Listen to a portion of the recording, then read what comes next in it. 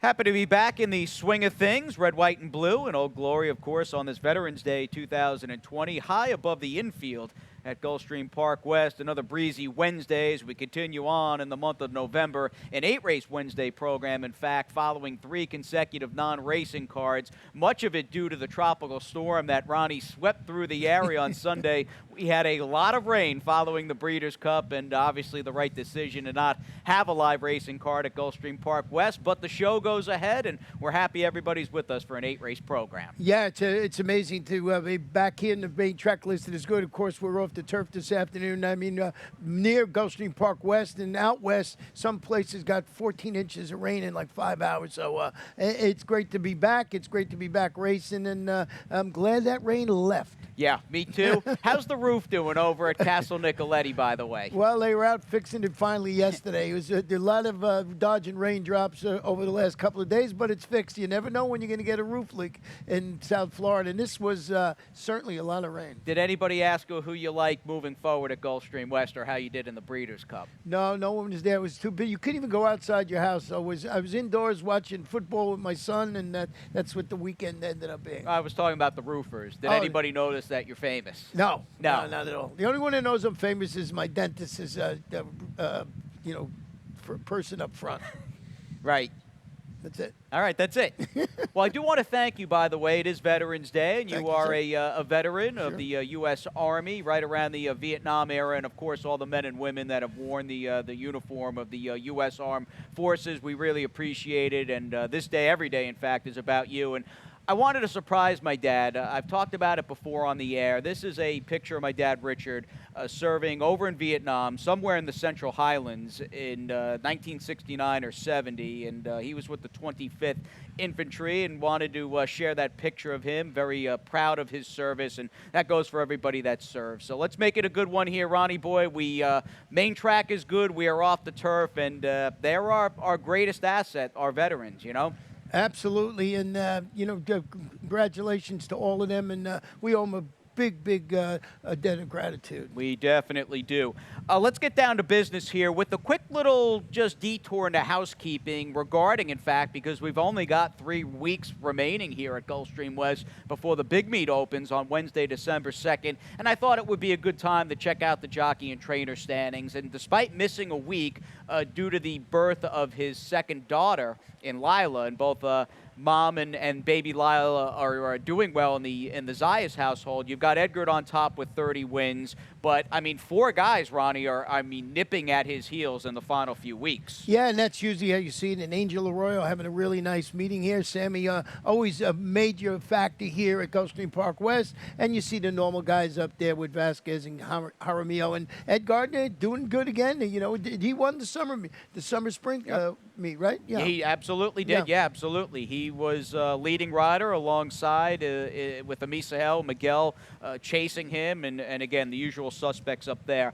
There's been a little more maybe diversity as far as the trainer standings are concerned, looking at the likes of Carlos David, who's in the top 5, along with trainer David Fox, who's sending out a major player in the first race today, a horse by the name of Bloke. But Rohan Crichton, he has been, I'd say, in terms of just training, he's been the story of the meet, Ronnie, in a barn that has just won with an otherworldly strike rate. And moving forward, he's got a busy few days. He's got some live horses here on both Thursday and Friday. Yeah, 14 wins. I think he's winning at a 42% clip. Safi, as you said, will say same thing as the trainers, nipping at his heels with Antonio, and Carlos David always doing a good job. 6-figure guarantee in the meantime with today's Jackpot Rainbow 6. Ronnie will have his Rainbow 6 ticket. He's had a good season here. A few winning 6 out of 6 days for Ronnie, and he'll take a stab at that thing beginning in the 3rd race with the 100K guarantee.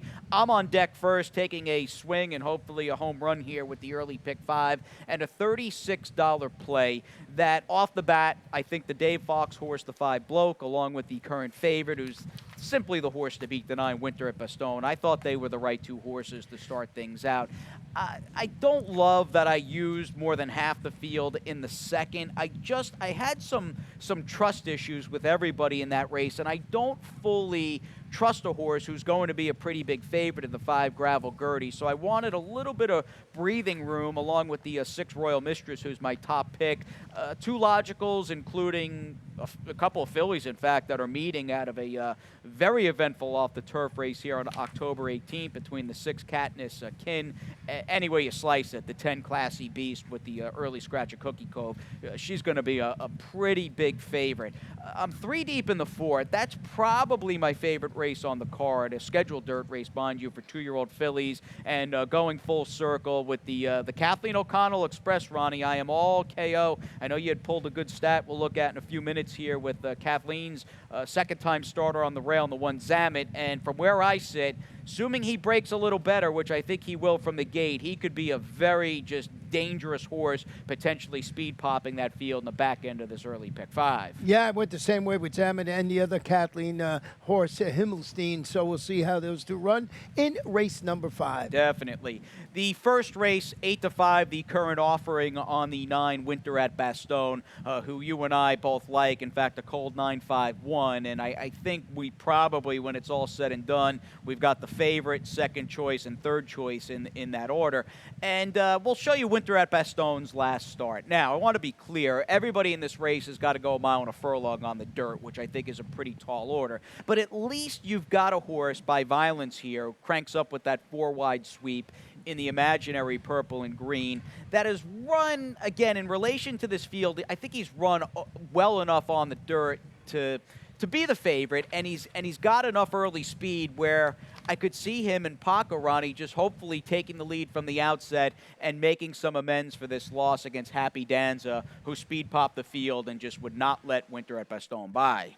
Yeah, well, you know, we're dealing with a 5-horse field to start the opening. Certainly when you go through the past performances, number 9, Winter at Bastogne, looks very good. And, of course, there was a big big fight in Germany in World War II. So on Band of Brothers, dude, absolutely. It's a great call. Yeah, and Veterans Day, that's the hunch play of the day. And Bloke is another one stretching out, as you mentioned, Jace, to that 8.5 furlongs after tracking, finishing an okay 4th, going 7 furlongs. And King Andreas has been dodging raindrops off the turf. Maybe the 3rd time's the charm for this horse. Been rained out in 2 consecutive route races. Yeah, absolutely. 3rd race, by the way, given the raindrops in 20 days for him. So he's been a familiar face and a frequent face. Is this the right field that he busts through in his 7th lifetime start? But a good call there on Veterans Day with Winter at Bastogne. Second race on the card, Cast of 5. You've got that early scratch of the 2 Surprise Arrival, and it's a race that centers around your top pick, the 5 Gravel Gertie. I'll let you up first as she broke through last time out. Does she run back to a race where she dominated against a field that I think was even easier than this one? Yeah, stepping up to face winners, turning back to 3/4 of a mile today, rocketed clear last time, as you mentioned, to defeat those 14 maidens, going 6.5 last time out. It's Emmett Jolly, and he's got MCL Jaramillo going for 2 in a row. And just thought of the performance, I'd go back to this horse and see if he can put 2 in a row together. I'm a little worried with her because that field that she's coming out of, she didn't have to run all that fast early. I mean, the pace was pretty pedestrian, and I'm a little worried with her that race, the way it was run and the competition may have flattered her to a large extent. And when I drew up the race, I'm hoping anyway the 6 Royal Mistress is the speed of the speed. Now, her form has been lackluster. I really can't deny that. But I'm willing to give her a look here because I think she's quick, and hopefully she can outbreak the 5 and the 1, Bella Gianna, who's in from Delaware Park. She's got Paco, and she's second back off a layoff after a tough beginning. I'm going to try to wake her up, and I see you've got my old buddy. It takes 2 to wiggle, capping that 5-3 exacta. Well, I sort of, the same idea as you, but with a different horse. Take 2's Wiggle, who does her best running from that stalking position. I thought could end up sitting in the catbird seat behind Gravel Gertie, and as you mentioned, the inside horse in there, Bella Gianna. That's the way I sort of worked out the race. And Bella Gianna, trained by Alfredo Cesares, makes her a local return the first start. She opened, surrendered that lead. So there's going to be a couple of horses that are going to go to the front. Mm-hmm. What I like about it, she's 2 for 2 in the money in her previous sojourn in Miami Gardens. So Bella Gianna on my ticket. I thought Gravel Gertie the one to beat, but take 2 to Wiggle might sit a good trip in here like you did with the 6. All right, we'll see what shakes out in that second race, and we'll sit the catbird seat going along for the ride in the rainbow after this.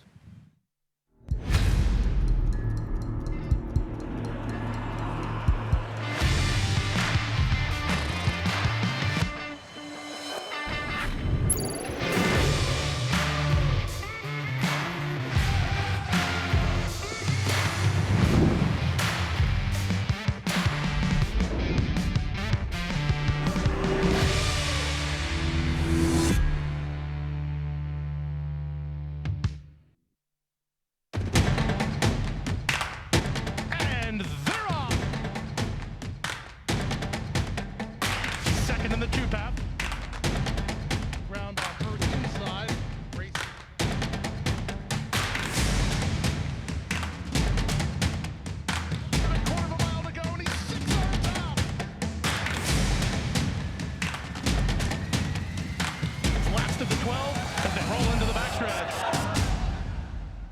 Hey everybody, we're back. Jason and Ronnie, second segment of this GPW Today, Wednesday edition, in fact, as the broadcast continues. Quick reminder here, Stronach 5, Ronnie, 12% takeout, and another round coming your way on Friday, the 13th. Friday the 13th, we have one in here. We got our final race. We got a 9-race card on Friday. So we'll be right before the last at Golden Gate Fields. Will be Gulfstream Park, and 3 in a row from Laurel. This is a new setup that I haven't seen in a while. Yeah, absolutely. With Laurel having the first 3, and then a quick pit stop here to Miami Gardens, wrapping it up out in Arcadia, California with Golden Gate Fields, or rather San Francisco, Santa Anita Parks in Arcadia. Let's move on to the Rainbow Six today, my friend. 100K guarantee. You're going to take a little stab at the ticket, and I would imagine you've got Classy Beast, the 10, in this opening leg. Yeah, I got Classy Beast. Also got Cat in his can who had a trouble trip. We're going to show you that race in a couple of moments. I went 3 deep in there. I also used the, in the third race, I used the 10, the 6, and I also used the 5 horse in there a little bit, Royal Jewel. In race number 4, just 2 deep with Gray Charlotte and Shiny Empire. 2 deep again in race 5 with Zamet and Himmelstein, as we mentioned, both from Kathleen. 3 deep in race number 6. That's one of the races taken off the turf. Went with Stephanie on Fleet, Classy Woman, and Vuela, and yes, a factor, the main track only in there, excuse me. And then in race number 7, Street Trust, Long Gray Line. And in the last 7, 8, and 9, that's a tough race now that it's been moved to the main track. Yeah, compact field wrapping it up. I think you've got 3/5 of the cash out there. 43.20 for Ronnie's ticket, 5, 6, 10 to start, and a number of horses, in fact, in this opening leg are coming out of the same race, including the 6, Katniss Can, and most importantly, the 10, Classy Beast. And here is that race. And off the bat, you're going to want to watch Katniss Can early on. This was a horse who just had a difficult trip. Now, Cookie Co's been scratched. That's the gray horse, so just disregard her. But a difficult setup here for the 5, Katniss Can, who's chasing in between, and it turns into a spot where she just couldn't keep pace between horses. She steadied out from that 3-way pace battle and steadied again into the far turn. Now, Classy Beast wound up playing out as the inside speed. Lost a race. You might argue she should have won at 2-5. Katniss Can put in a good effort considering she had to make a couple of different moves, which is not an easy task to accomplish for any horse, let alone a 5/8, a low-level claimer and an off-the-turf sprint.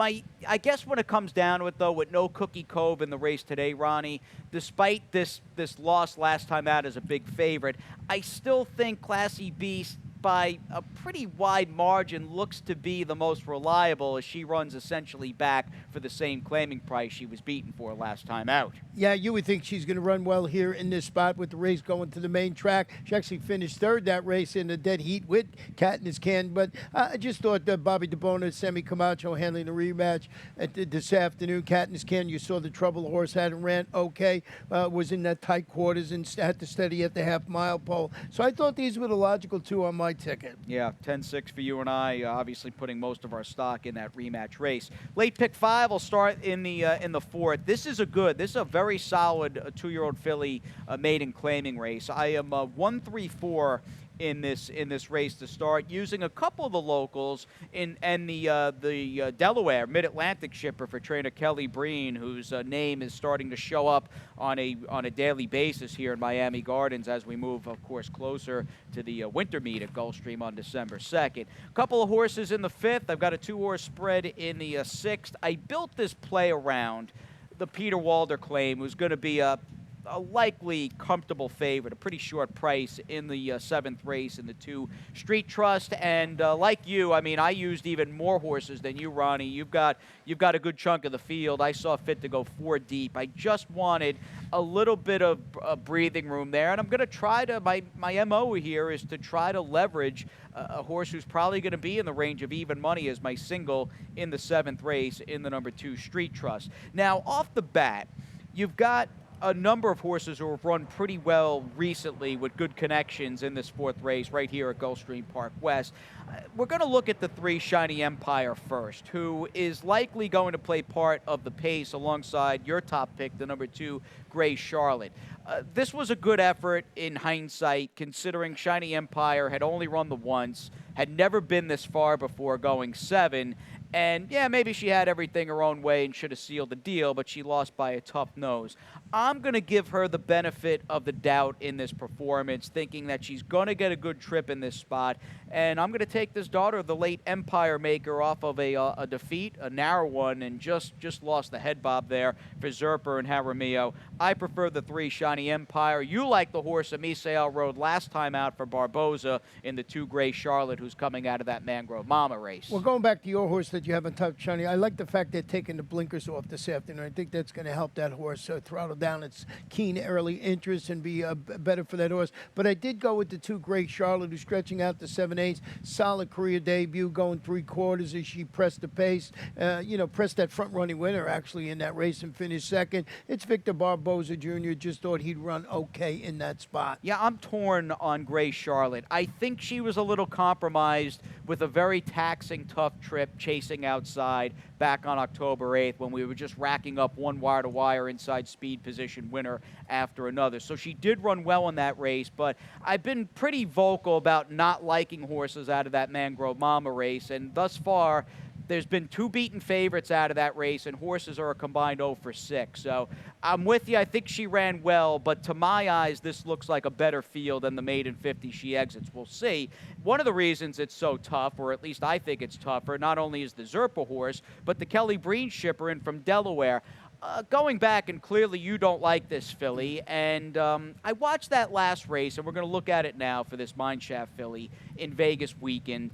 And I think I'm a little ambivalent on this performance. I like moving forward because she's very one-paced in a race that, talking about perceived quality, she was wired by Marketability, who's on the lead, who paid almost $30 in the win. And 2 fillies have come out of this race since this performance back on October 14th, and neither horse ran well. But I do like the fact that she took a pretty big leap forward, a pretty big step from her first to second start, and I'm hoping that bodes well for her to raise her game another level today, getting Paco for a very good trainer. Speaking of very good trainers, Armando's on the rail with Taylor's Chrome.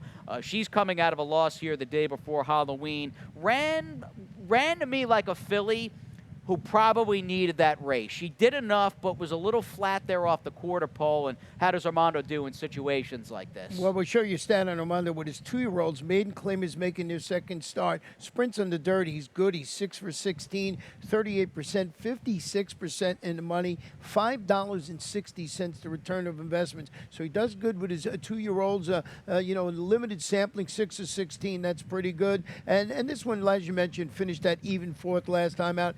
Sammy Camacho will be in the saddle, as we showed, one of the top 5 riders here this afternoon. Good race, though. And then you've got the 6 Najwa, who's probably going to have to run a little faster, but is down in class from the outside. She's the 6 for Ken McPeak, and she's one of a handful of legitimate contenders in what I think is the best race on the card. We'll move on to the 5th here. We'll cash out the early 5 with a 6.5 furlong, $25,000 to $20,000 claimer. It's not a lot to say regarding horses that have already raced because there's just very little form in this spot. And ultimately, I felt as though with the good stat we're about to show, we might see a far faster, more professional, just overall better version of the one Zamet from that inside post. Yeah, gelded son of a competitor, stretching out to the 6.5. He broke from the outside, was only post 7 last time, but failed to reel in that open let winner. He tried it, and there is the stat with Kathleen. Second start, maiden claimers, sprints on the dirt. Big sampling. She's 17 for 84, 20%. That's hard to do to keep that 20% with all those starters. 52% in the money, and still a positive return of investment. I just thought this horse, when I handicapped it, was the logical one. And the other horse, I thought, like you used on your ticket, was Himmelstein, who's another from Kathleen, the gelded son of Adios Charlie. Finds an ideal spot, I think, for a first-time starter to grab a shot in here with Miguel Vasquez in the saddle. You would think if he can run a little bit, he's going to just be a major presence here. It's just the reality of the field. Yet, in a funny way, I might argue the 7 Tone Phelan of the ones with race day experience has just consistently run the best. And this was not an easy day to pull solid replays, if I could be a little bit candid. And not that I love Tone Phelan's last start. I really liked this horse, actually, last week here in the first race on November 5th. But his day may have been basically up in flames with the bad post. And he bobbled just for a half a stride out of the gate, kind of got that half send beneath a rider that just doesn't get all that much opportunity. You're not going to win many races, Ronnie, where he is right now into that first turn. Yeah, it's pretty hard to win from out there. Just, I sort of backed off. I put this horse on my ticket, but just that 6 to 8 turnaround, I put him a little further down for Juan Rodriguez, who doesn't do that very often. Lionel Reyes handling this short turnaround. The horse didn't run badly, and you really can't win from out there. So I think turning back to the sprint will help him, and they must think enough of this horse to wheel him back in only 6 days. Yeah, and third race, in fact, for him in 13 days. So, again, much like one of the runners we had talked about previously in the show, he has been a familiar name and then some. That's the number 1, King Andreas, who's starting for the third time in 20 days and is currently 3-1. Let's move on to race number 6 as we chase that final pick 3, and we will do so with an off-the-turf 1-mile race here for 3-and-up fillies and mares with this $25,000 claimer. I felt as though the two truest dirt horses looked the best in the 7 Yes Factor, who's coming out of a race night and day as far as just being eons tougher. Now, she did not run. She didn't get bet. It wasn't a good effort, but at least she showed a little bit of speed chasing outside against Bajan Girl, who looks like she's bound for stakes for Rohan Crichton. I think she's likely to run far better today in the 7 Yes Factor, and you probably, although I think it's pretty close between the 7 and the 11, Stephanie on Fleek, you probably have just simply the filly to beat in this race, who's down in class, shipping in from the Big Apple. Yeah, for Anthony Margota Jr., and after ending a campaign up north with that third against the 35, 3 lifetime flows going that 1-turn mile up at Belmont Park. I thought the classy woman might be the inside speed in this race. Breaks from the inside, showed speed in the past. Chance, I think, maybe to wire this group. I think Sammy's got to put her on the engine. The trainer is Moises Yanez. He does a really good job up at Tampa. And I just went back and saw that this horse's early speed figures, maybe this one speed pops the field, but I think 11, Stephanie on Fleek, for the reasons you mentioned, is the one to beat. And Yes Factor for Terry, if you read the small trouble line, had a little bit of trouble in that last race. Yeah, against a much better field. No, I mean, you've got the speed without a doubt. It's the one classy woman. Is she as good as perhaps the 11 and the 7? We'll find out in that Wednesday 6th race. Mile and 70, the distance for this dated $8,000 claiming race in Wednesday's 3rd. We have got a 3-and-up a claimer, and again, a favorite who's going to be pretty short here in the number 2 Street Trust. Don't love, if I'm being honest, when you claim a horse for 12.5 about 90 days ago and you're running back for 8, but I have so much faith in trainer Peter Walder, and I think you pulled the first off the claim stat for this barn. Yeah, and this is in route races, which I found interesting on the dirty. 7 for 29, 24%, 66%, and the money 285 is the return investment. So he's able to get these horses first off the claim and run well, going a distance of ground. Long gray line for me in second, who's stretching out to his best distance thus far after rallying to finish a distant second to Trapezoid. That was that 2-turn mile in the slop.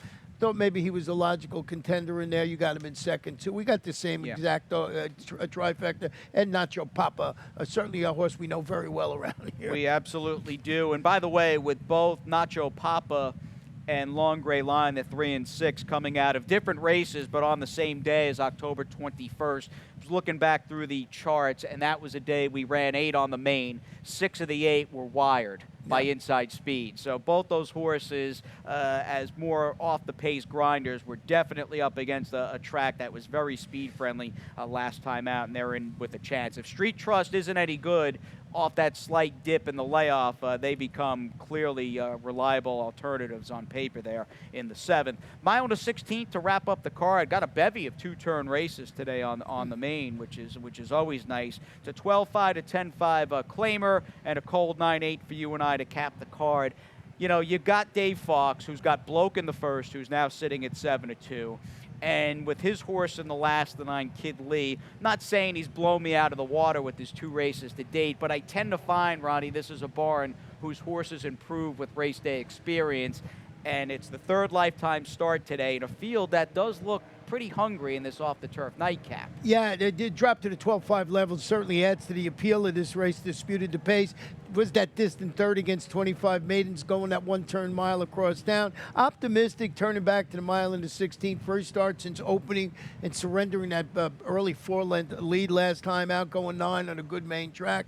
And I threw Sweet Giant in, who figures after rallying to finish third against similar, cheaper in there. But I thought maybe this one might set a trip to grab part of the try. I think the 9 and the 8 are the logical two. It's just with Sweet Giant, he may have some of the better looking, in fact, the best looking races. How many chances does he get, though? You know, and he's not going to be a big price. No, so you have to sort of back off him a little bit. And that's, same as you went and found Kid Lee just for the barn that's going good. He's in the top 5, as you mentioned, David Fawkes, and I like to drop to the 12.5 level. All right, we'll take a little breather here in this Veterans Day edition of Gulfstream Park West today. Quick timeout. No Pete Aiello. We'll catch up with Pete on opening day of the winter meet. We are happy to turn things over, and we welcome track announcer Darren Gagne to the fold, and he's coming up next in the GPW announcer's booth with those Wednesday scratches and changes.